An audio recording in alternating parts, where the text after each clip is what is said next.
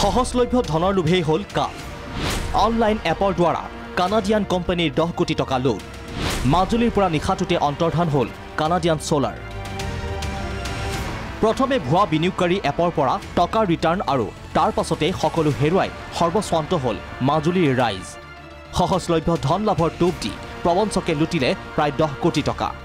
প্ৰবঞ্চকৰ এই জালখনত ভৰি দি ৰাম ঠগন খালে নিবনুৱা যুৱক, ব্যৱসায়ী, শিক্ষক, অধ্যাপকৰ লগতে বিভিন্নজনে।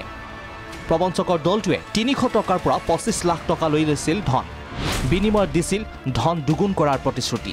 হাজৰিকা, শইকীয়া উপাধিৰ দুজনে মাজুলীত খুলিছিল কাৰ্যালয়।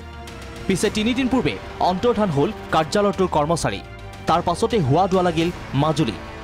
সহজ সৰল ৰাজ্যক ৰাম ঠগন দি 10 কোটি টকা লুটি নিশাটোতে নাইকিয়া হ'ল কানাডিয়ান সোলাৰ নামৰ অনলাইন এপটোৰ সকলো কৰ্মচাৰী। গাঁঠিৰ ধন প্ৰবঞ্চকৰ হাতত হেৰুৱাই এতিয়া সৰ্বস্বান্ত হ'ল ৰাইজ। 12,000 টকা মই আপোনাৰ আজি আপোনাৰ 21 তাৰিখৰ দিনা লগাইছিল, ৰিটাৰ্ণ 1 টকা নাপালোঁ।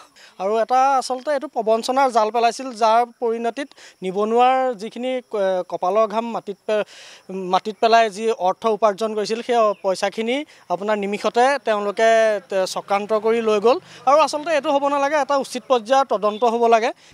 এই চক্ৰটোৰ সৈতে এগৰাকী ইউটিউবাৰ জড়িত থকাৰ সন্দেহ ৰাইজৰ। মাজুলীৰ পৰা জ্যোতিষ কুমাৰ তামুলীৰ ৰিপৰ্ট, প্ৰাগ নিউজ।